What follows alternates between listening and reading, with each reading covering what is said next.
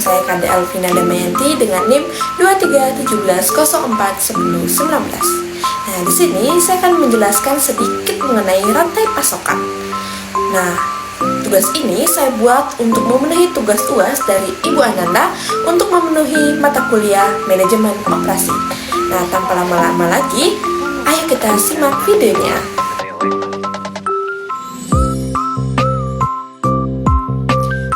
Pasokan atau supply chain adalah lebih dari sekedar jaringan, organisasi, orang, aktivitas, informasi, dan sumber daya yang terlibat dalam memindahkan produk atau layanan dari pemasok ke pelanggan. Ini juga melibatkan koordinasi yang kompleks dan terus-menerus dari semua elemen untuk memastikan bahwa produk atau layanan tersedia secara tepat waktu, dalam jumlah yang tepat, dan dengan kualitas yang diharapkan. Tahapan-tahapan rantai pasokan. Yang pertama ada pengadaan bahan baku. Tahap ini melibatkan proses pencarian, pemilihan, dan pembelian bahan mentah atau komponen yang diperlukan. Pengadaan yang efisien memastikan ketersediaan bahan baku yang tepat saat diperlukan untuk proses produksi. Tahap kedua adalah tahap produksi. Setelah bahan baku tersedia, proses produksi mengubah bahan-bahan tersebut menjadi produk jadi melalui berbagai proses manufaktur atau perakitan. Tahap ini mencakup pengendalian kualitas, manajemen inventaris, dan perencanaan kapasitas untuk memenuhi permintaan pasar. Tahap ketiga adalah pengemasan. Produk jadi kemudian dikemas untuk melindungi dan mempersiapkan untuk didistribusikan. Pengemasan yang efektif tidak hanya melindungi produk tetapi juga dapat mempengaruhi persepsi konsumen terhadap merek. Yang keempat adalah tahap penyimpanan. Produk jadi disimpan di fasilitas penyimpanan atau gudang sebelum didistribusikan ke pelanggan akhir. Manajemen persediaan yang baik adalah kunci untuk mengurangi biaya penyimpanan sambil mempertahankan ketersediaan produk. Tahap yang kelima adalah distribusi. Distribusi melibatkan pengiriman produk ke berbagai tujuan, termasuk distribusi, belanja, atau bahkan ke konsumen. Ini melibatkan penggunaan sistem logistik yang efisien dan pilihan rute yang optimal untuk memastikan pengiriman tepat waktu dan biaya yang efektif. Tahap yang keenam atau tahap terakhir adalah penjualan. Akhirnya, produk sampai ke tangan konsumen melalui berbagai channel penjualan seperti toko retail, online shop, atau bahkan langsung dari produsen. Strategi penjualan yang baik tidak hanya mempengaruhi penjualan, tetapi juga mencakup pelayanan pelanggan dan manajemen rantai pasokan secara keseluruhan. Produk iPhone adalah salah satu contoh yang sangat menarik untuk memahami kompleksnya rantai pasokan global. Apple sebagai perusahaan yang menghasilkan iPhone memiliki rantai pasok yang sangat terintegrasi dan melibatkan berbagai entitas di seluruh dunia. Berikut adalah penjelasan lebih mendetail mengenai rantai pasokan iPhone.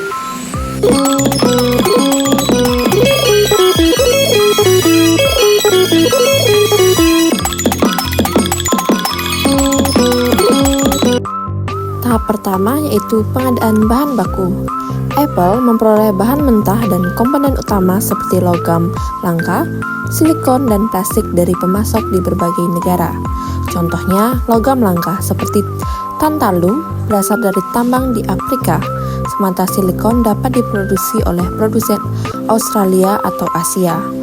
Proses pengadaan ini membutuhkan perencanaan yang cermat untuk memastikan ketersediaan bahan baku yang memadai dan memenuhi standar kualitas yang diperlukan untuk produk akhir.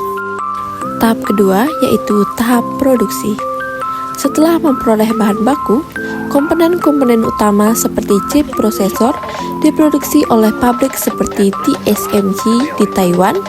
Layar OLED yang digunakan di iPhone diproduksi oleh Samsung dan LG di Korea Selatan. Proses perakitan akhir dilakukan oleh mitra manufaktur seperti Foxconn di Cina yang mengumpulkan komponen-komponen tersebut menjadi produk jadi iPhone.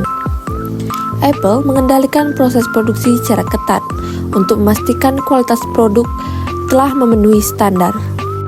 Tahap selanjutnya yaitu tahap pengemasan. Setelah proses perakitan, iPhone dikemas di fasilitas produksi sebelum didistribusikan. Pengemasan tidak hanya berfungsi untuk melindungi produk dari kerusakan selama transportasi, tetapi juga memainkan peran penting dalam presentasi produk kepada konsumen. Apple terkenal dengan desain kemasan yang estetis dan fungsional untuk meningkatkan pengalaman pengguna. Tahap selanjutnya yaitu tahap penyimpanan.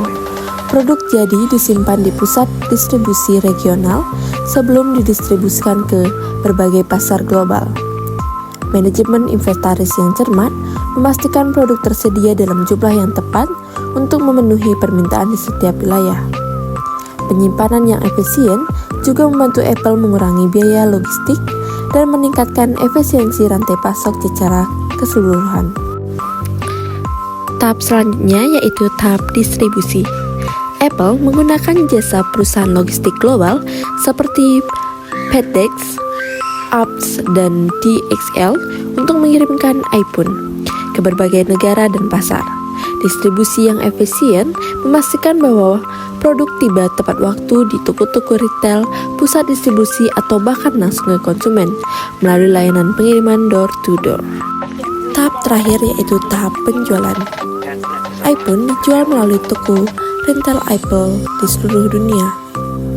Pengejar resmi seperti operator telekomunikasi dan juga platform e-commerce Apple.